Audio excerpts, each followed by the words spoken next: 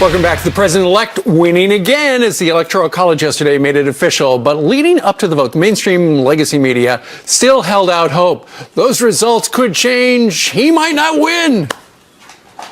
Donald Trump's opponents need just 37 electors to go rogue today, and a handful have said they plan to. It seems that people are still holding out hope that the Electoral College, when they vote tomorrow, will somehow miraculously decide that Hillary Clinton is the winner. When the Founding Fathers created the Electoral College, they put it in place as a failsafe against a demagogue like Donald Trump. There's a hope, there's a glimmer of hope on the Constitution. So why that storyline? Here to analyze is senior editor at The Federalist, Molly Hemingway. Good morning to you, Molly. Good morning. So why mainstream media pushing this narrative? Why don't they just accept the results? You know, in a year where the media have done such a bad job of understanding the entire political landscape, it's really funny how they're continuing to do such a bad job. This was a story that we all knew was never really real, but newspapers and media outlets gave it a lot of prominence. They treated it like it was legitimate. The Washington Post had a front page above the fold, you know, their #1 story on Sunday morning, which was all about this effort to somehow have Donald Trump not win the Electoral College. And that story itself admitted that there was no evidence that it would happen. So the question is, why are you covering it so much? That's the point. That's why we're talking about this. But Molly, when you look at that little soundbite montage right there, you got Martha Raddatz, who Donald Trump at his last event said that she was crying on election night because Hillary lost. Martha Raddatz was saying people are holding out hope. Who are those people?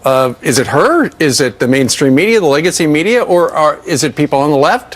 What's she talking about? I mean, we're seeing something very much widespread on the left, and of course many people in the media are part of that progressive left that are just having trouble coming to terms with the reality that Donald Trump was elected president. They've struggled with the results from election night. Then a lot of people put hopes in recounts that only showed that Donald Trump got more votes. Then there was some glimmer of hope they had for the Electoral College. And again, you know, it's worth pointing out that Hillary Clinton lost more electors than Donald Trump did. 7. It is not true that a handful of electors abandoned Donald Trump. There were 2, and we don't even know who one of them was because he or she gave no advance notice. So they're covering the story, but they're not looking into what I think is most interesting. Who's behind this effort? How close are the people tied to the to the Hillary Clinton campaign? Who's funding the protests? Who's finding the names of electors? You know, that takes What's the money. answer to that? Well, it takes money and time, and there are a variety of different progressive groups, but we haven't seen good reporting on who's orchestrating it, much less, I would point out, that a lot of this campaign has been about targeting and harassing electors in their homes, and I think that if this were happening with Republicans targeting Democratic electors, the tenor of the coverage would be wildly different. It would be like, why are these people harassing these poor, electors? That was not the tenor of coverage that we saw. You're right. There would be an investigation. Do you think the mainstream media will ever come around based on what we've seen so far with Donald Trump, like the carrier deal bringing more jobs? Do you think that they'll come around and maybe see his side at some point? No, I don't think that's likely. But it would be really important. It is good to have. There's a glimmer of hope there. It's good if the media can be trusted by a wide variety of people, and we don't have that right now. It's in the media's best interest to think about how we're covering Donald Trump, whether this reflexive hostility that we have for literally every single thing he says or does. People are just tuning it out, and that's not good for democracy. It's not good for our civic health. So I would hope that the media would think a little bit more about how we're covering, able to ask tough questions and get good answers, but not this reflexive anger. And not good for their ratings. It doesn't reflect the voters. Well, they clearly are out of touch with a huge swath of the American public, and it's something that, rather than quadrupling down on our ignorance or our inability to see what's going on in the country, it would be good for us to think about how out of touch we are and whether we can do a better job. Cover it fairly. Let's All right, see. good deal. Thank you, Molly. Thanks. Fox News alert, terror attacks rocking 3 cities around the world just days before Christmas. And just moments ago, breaking news from Berlin, we learned where the terrorist truck driver came from. And the news, it's not good. It's not. And the new complaint from the New York Times, the Trump administration is too white. But maybe they should take a look at their own staff. We sure did. What we found, we're going to share with you next.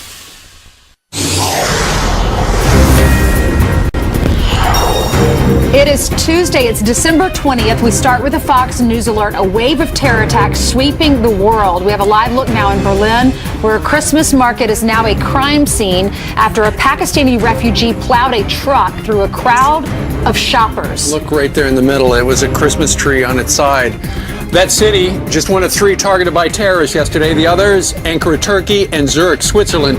In Berlin, a dozen people are dead and over 50 are injured after a semi-trailer with the lights off, filled with steel beams, smashed into a busy Christmas market jammed with shoppers. In Ankara, Turkey, Russia's ambassador to that country assassinated by a rogue police officer standing behind him with a loaded gun. It all unfurled on live television. That's right, as he yelled Allahu Akbar. And in Switzerland, 3 people are hurt and the gunman dead after an attack on a Zurich mosque. So, an incredibly violent and dangerous day yesterday. No kidding. And just within the last 10 minutes, the authorities over in Germany have talked a little bit about the driver of that truck who went through that Christmas market last night. His name is, we believe, Navid B., 23 years old. He was originally from Pakistan. Then on New Year's Eve 2015, he entered the Balkans. 2 months later, he entered the country of Germany and he applied for asylum. He entered under a false name. He had a number of different IDs, and according to the authorities, he has a criminal record. Not a sterling citizen, from what we can tell right now. 12 people were killed. Almost 50, at least 50 people were injured. They were shopping there in a market. We see these markets all over the country. Yeah. Definitely, I would pass them all the time here in New York. People were just there shopping, buying Christmas presents. These are Christians probably, buying Christmas presents, targeted by what looks like it could be terrorism. They're not confirming that yet, but it does have all the hallmarks of terrorism. Absolutely. And in this particular case, you talk about it's Christmas. It's Germany, famous for their Christmas markets. Definitely Christians and holiday goers being targeted specifically for who they are, where they are, because it's a soft target. And this guy, you don't have to be a rocket scientist to determine what his motivations were, having looked at other attacks that use these types of things. This is a tactic of ISIS, who has claimed responsibility for this. It's not difficult to get your hands on a vehicle. You don't need any particular training, and all you have to do is find a soft target and strike it. And when you've opened up your borders the way that Germany has and Angela Merkel, and you don't know who everyone is, you said false passport, Steve, you're vulnerable to these types of things at this moment. Just like what happened in Nice, this guy was driving 40 miles an hour. It was a semi-truck. He stole it, apparently, according to reports, from a guy owned a construction company in Poland. The truck was being driven by the owner of the construction company by his cousin. His cousin was found dead in the passenger seat. Shot. The guy, either shot or stabbed, I'm hearing. He was shot. Then the guy who was driving this truck, he took off and was found 1.5 miles away. Someone who witnessed it all chased him down, told police, tracked him into a park. He was trying to run into a park where it was dark, where he could hide, and they found him and they arrested him. Okay, so the suspect, who is now in police custody and apparently is talking, he had been, ever since he got into the country in February and had applied for asylum, he apparently had been living at inside a refugee hangar out at the airport, which was raided at 4 o'clock local time there in Berlin. It's because Angela Merkel and the policy she's pursued, which have become incredibly unpopular there, have brought in, I don't know if we have the full screen on this or not, but over 1.1 million refugees admitted in 2015 alone.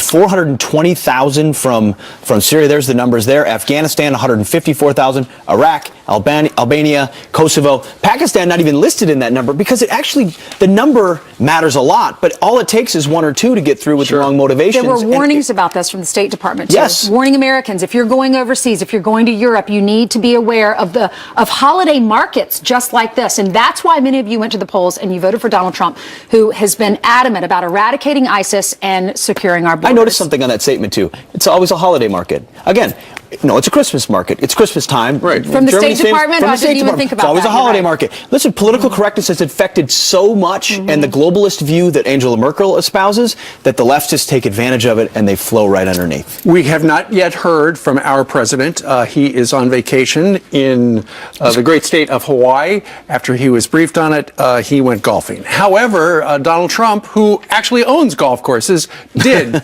tweet out about the attack. He wrote this: "Today there were terror attacks in Turkey, Switzerland, and Germany, and it is only getting worse. The civilized world must change. He also talked about eradicating terror from the face of the planet. We had Dr. Zuhdi Jasser. We turn to every time there's something like this, and unfortunately it's way too often. He said, how to stop future attacks? We'll do this.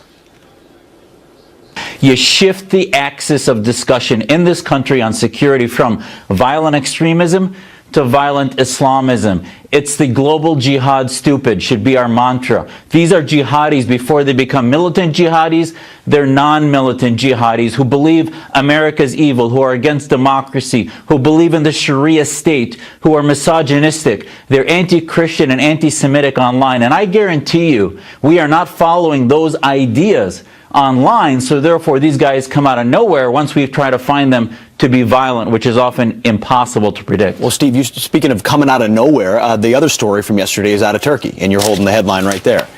Here it is right here. A security guard, a supposed Turkish police officer off duty, used his badge to get into an event with the Russian ambassador, and live on television pulls out his handgun and shoots the ambassador in the back, yelling, unsurprisingly, Allahu Akbar in the process. He also yelled, "We die in Aleppo, you die here."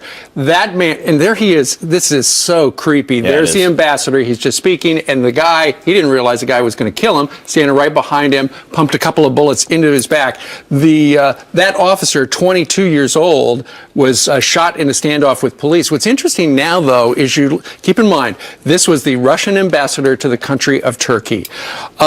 Vladimir Putin is already calling this a provocation aimed at sabotaging the ties between Turkey and Russia, which have been tenuous in the past. Things have been warming up over the last couple of months, but I believe it was within the last year when a Russian fighter intruded into Turkish airspace, and the Turkish, they've got their hard red lines. They shot it out of the sky. They did, yeah. And in this particular case, Erdogan, the leader of Turkey, has moved increasingly in an Islamist direction, but they've tried to find shared opportunities with Russia to engage and deal with ISIS. It's a very complicated situation, and what happened there, it's difficult. It's difficult initially to discern all the motives, but certainly an Islamist motive in that killing. And this doesn't help. We have a Fox News alert to tell you about. We're just getting video of the guy who drove that truck into the Christmas market in Berlin, of him being apprehended. You can see him there on the other side of that gate being apprehended, and it looks like put into a police vehicle. Yeah.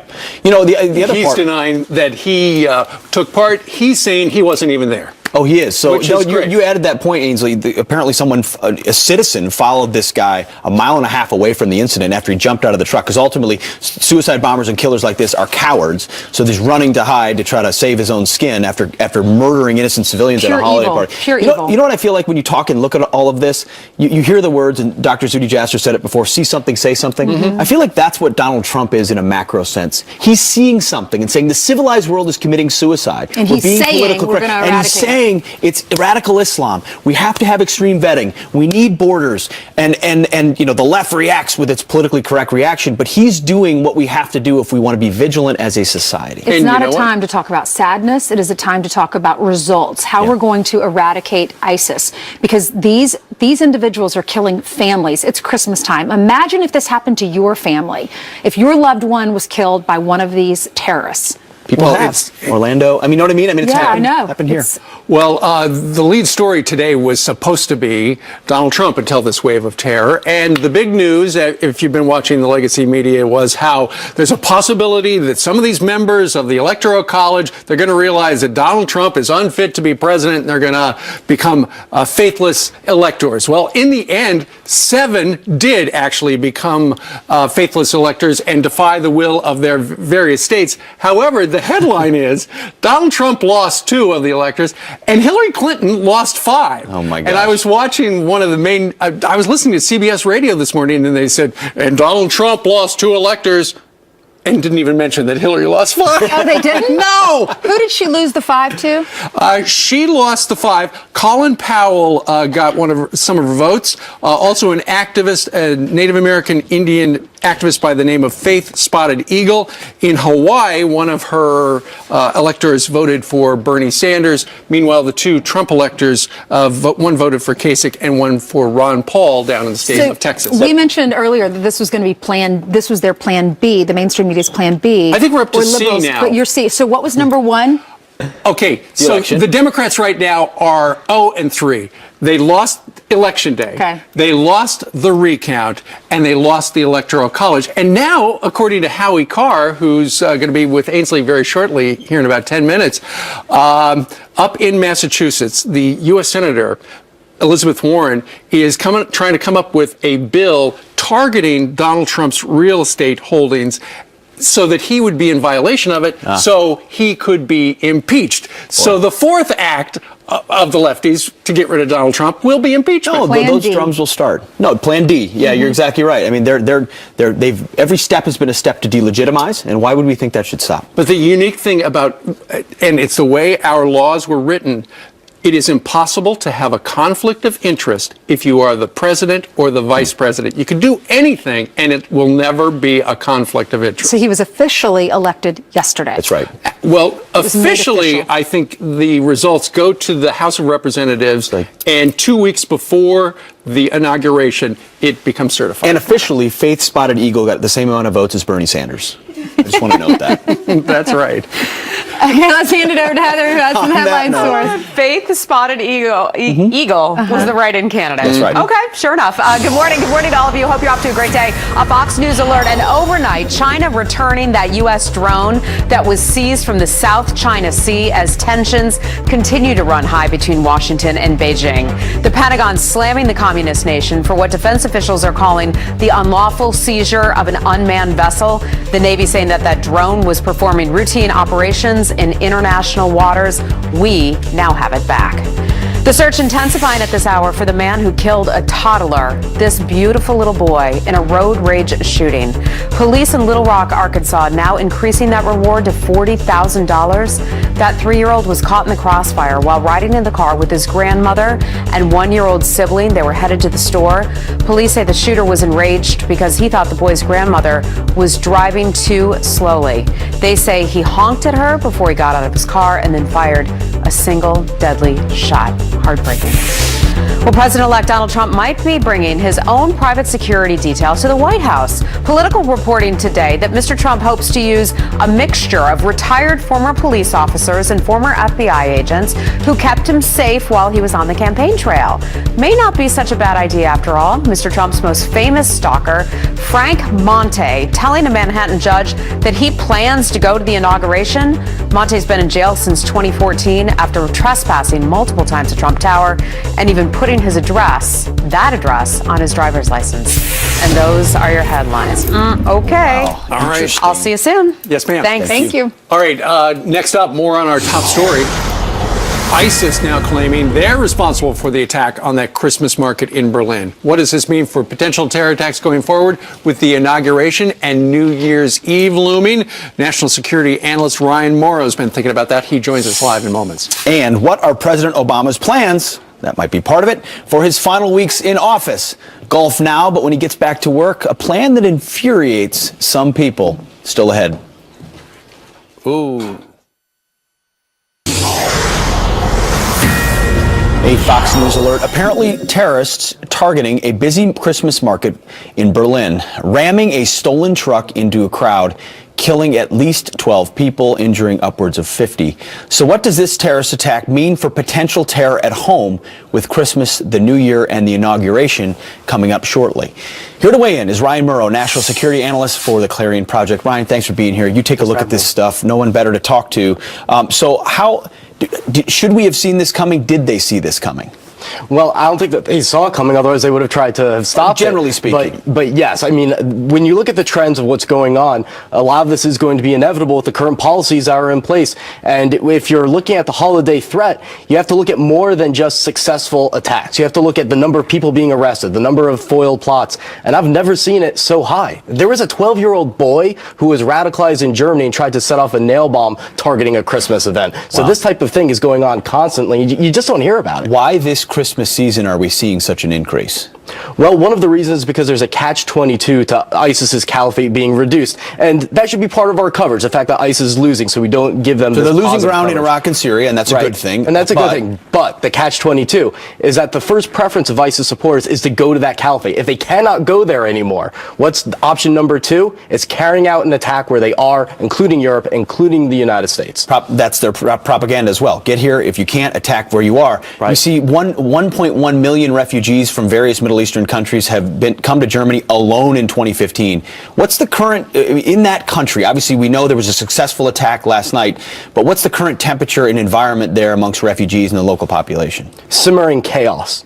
And if they crack down now on that flow of migrants coming in, then you're going to have even more chaos. Now, that's something that they need to do, something that they have to do. But over the short term, you'll still have millions of people coming into Europe demanding to enter, and in some cases trying to force their way in. Yeah, Trump tweeted, and we played this tweet earlier, but I want to throw it up one more time and focus on the last sentence. He tweeted in response to the attack, today there were terror attacks. At the end, he said, the civilized world must change thinking. And that sentence strikes me. You look at Europe and Western Europe, are they capable of changing thinking to address the reality of radical Islam? Yes, because you're seeing the thinking change, at least in what they're saying, not necessarily what they're doing. In terms of they're focusing on the ideology, the ideology, the ideology. The other thing that I love about Trump's tweet is that he included in that tweet as a terror attack the shooting of a mosque in Switzerland. Sure. Now that goes right against ISIS's narrative. They say their strategy behind the attacks in Europe is to cause an anti-Muslim backlash. They think that helps them recruit. And so by Trump coming out and including that attack that would have been overshadowed by these other events, he's saying and combating the ISIS narrative by saying the attack on those Muslims matters just as much to me as it is towards non-Muslims. Great point. Briefly, if folks watching the show right now, they want to go to a Christmas market or something here in the United States, what should they be aware of? Just be suspicious. Keep this on your mind so that anything weird sticks out to you, but celebrate Christmas. Don't be depressed, and keep in mind, if this is on your mind, that we are beating back ISIS, and you can celebrate that while being cautious and being vigilant. You were exactly right. In Donald Trump's America, Merry Christmas, and Christmas is back. It was never gone. Christmas. It was never gone. It's just back rhetorically. Ryan Merrill, thanks a lot. Thank you. You got it. All right. Next, the left completely losing it yet again, this time targeting electors for voting for Donald Trump. You don't deserve to be in America! This is my America! This is my America! My America! Take me out if you must! This is my America! In case you didn't know it, this is her America, not yours. Think this treatment is over? You better think again. Radio talk show host Harry Carr is next with Plan C. Could Plan C, their next plan, be impeachment? We'll find out. And continuing coverage of the wave of terror around the globe. The Obama administration hasn't responded, but President-elect Donald Trump has. Senior advisor and former CIA director James Woolsey, who better to ask? He's here live ahead.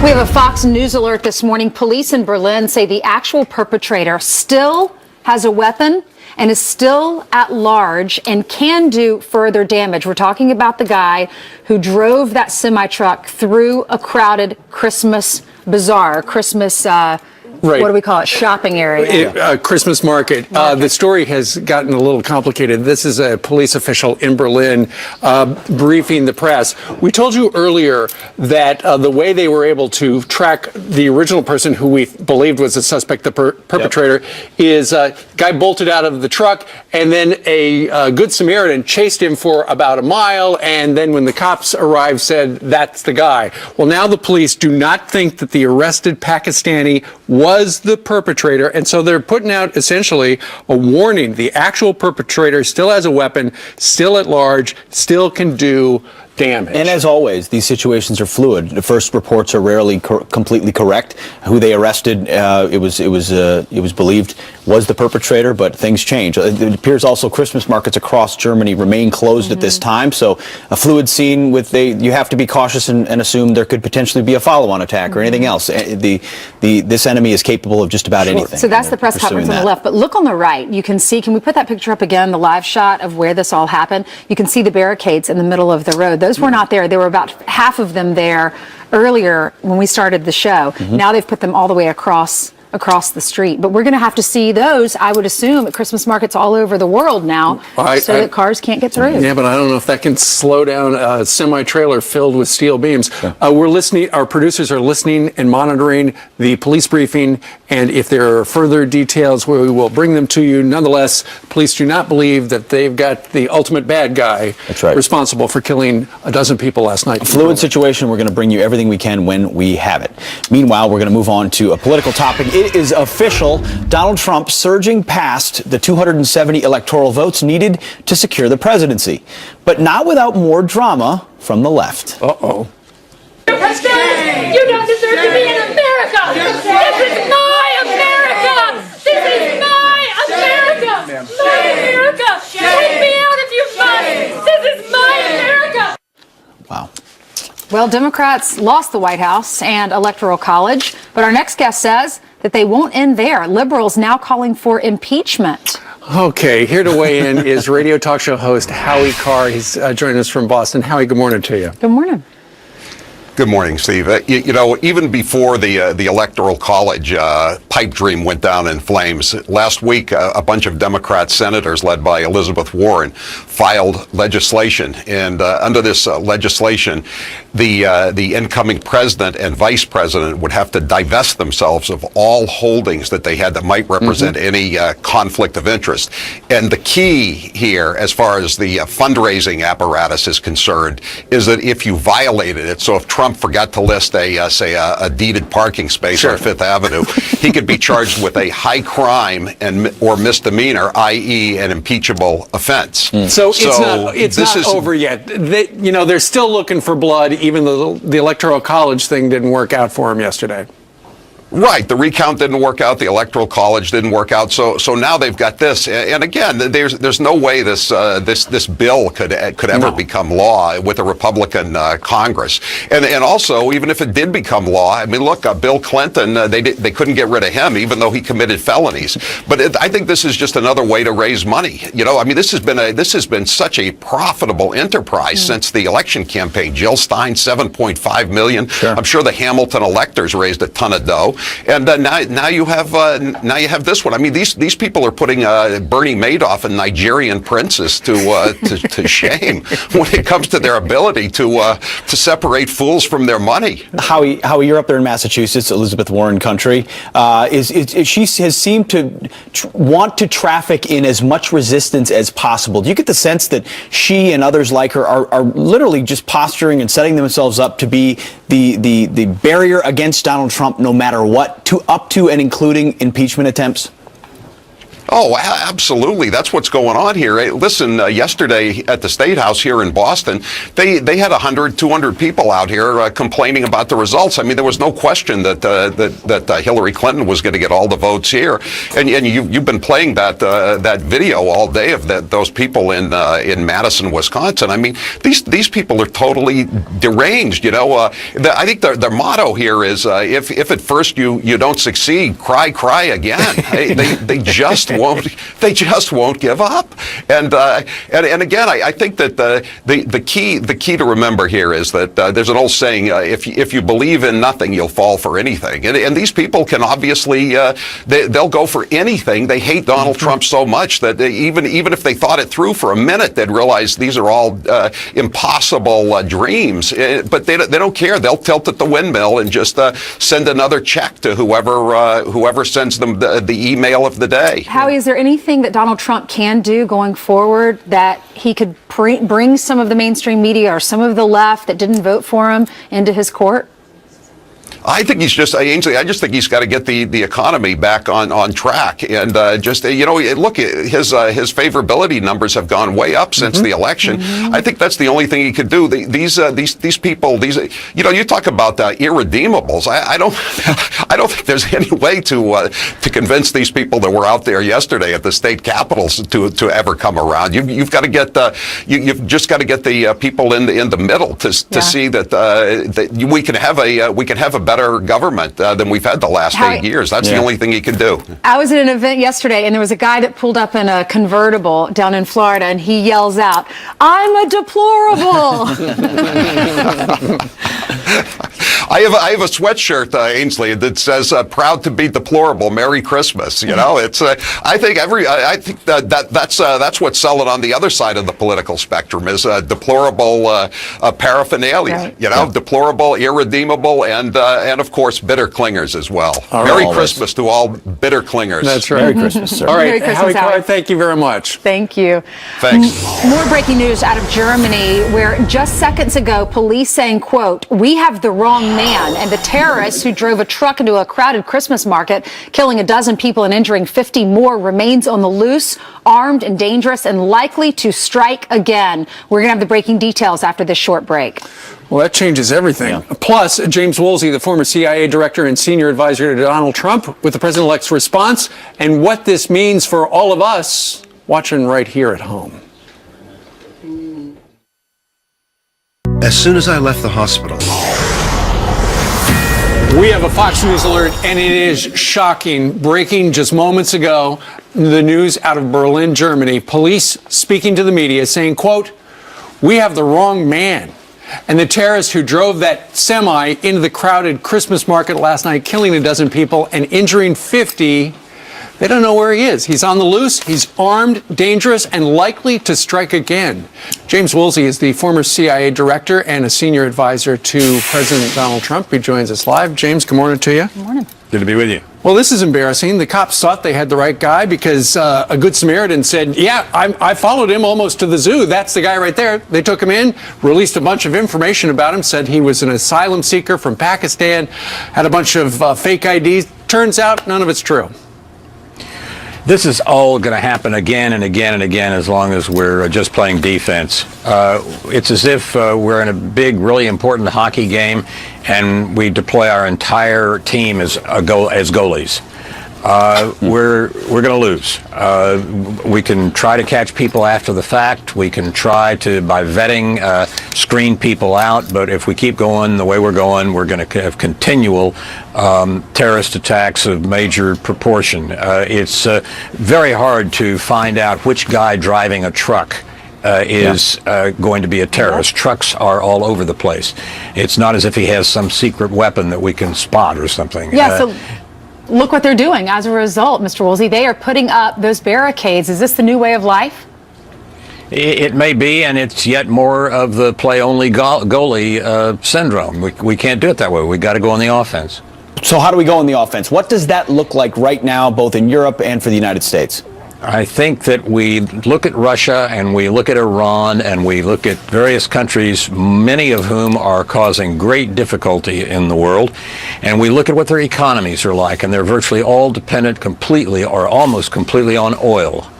So we permit competition at the pump, not back in the infrastructure between other fuels and gasoline. Mm-hmm. And that's easily done with methanol with an M, wood alcohol made from all kinds of junk and stuff, or from natural gas. And if you can compete at the pump, you can drive the price of gasoline down. That'll drive the price of oil down. And believe me, that will be Mr. Putin's worst day. And that will be the mullahs in Tehran's worst day. They care a lot more about that than they do about us chasing individual terrorists. That is such a good point. Mr. Woolsey, however, in Germany, they've got a unique situation because Angela Merkel, the chancellor there, has pretty much opened the door and said, if you need a place to stay, come on in. And hundreds of thousands of refugees, many of them without proper documentation, are just flooding that country. And a lot of the people in Germany have had it up to here saying, we're not safe anymore. Right. They're not. And they're not going to be as long as that's the principal thing they're trying to do, which is to just let people in. You can just let people in with a better screening process, and then you won't have as many terrorists, but you're still just playing goalie. Yeah, and the next president, President Trump, has talked about extreme vetting. Can they vet those 1.1 million refugees that came to Germany already, or is the enemy already amongst them? I don't see how. Of course, a lot of the enemy is going to already be in there, and they're going to be generated inside Germany as they grow up and see videos and see social media and so forth. This is a losing game, just to try to defend that way. Mm-hmm. What are you telling Donald Trump? Because we're already seeing this happen here in America. We saw that at Ohio State just last month. Well, I've worked for 4 presidents, 2 Republicans, 2 Democrats in my life, and I've never told anybody what I say to them, and I'm not going to start now. Well, let me ask you this. From what you have heard Donald Trump say in public, with his administration, are we going to have a different approach toward this whole topic than Barack Obama? I don't know. We're a month away from the new administration. We're just getting people on board, still have 2 cabinet positions to go. And people are starting to think about these issues and talk about them informally, but I don't think we'll know for sure for a while. We have some remarkable people in some of these nominated for these cabinet positions, like James Mattis, Marine Commander, and others, and we will, I think, have a good team to approach these issues. But this is tough. This is not an easy part. All right. James Woolsey, former top guy at the CIA. James, somebody thank knows you very what much. he's talking about. Thank you. Good to be with you. Thank you. Once again, real briefly, to encapsulate the banner right there, we got the wrong guy. Earlier today, pretty much every news outfit in the world gave the information that the guy who ran that truck into the crowd of people last night, killing a dozen, was a Pakistani asylum seeker. And now the police have said, we got the wrong guy. They don't think they arrested this particular, he was the perpetrator. The actual perpetrator is still at large, could be armed and dangerous. And so they've essentially put out an all points bulletin as fear grips And Germany. look what they're doing now, Steve. They're having to put these barricades up at markets to block cars, to try to block cars or trucks from going into these markets and mowing down people. What we thought was a finished situation is an active one with an armed and dangerous suspect. So they're we locking had him an down. expert on when this happened in Ohio State, and we were asking the expert, what do we do in a situation like this for walking the streets of New York or whatever city you live in? And they said, walk against the buildings. Don't walk toward the streets. If you're on the sidewalk, walk toward the buildings. And I hate to say it, we have to think that way now.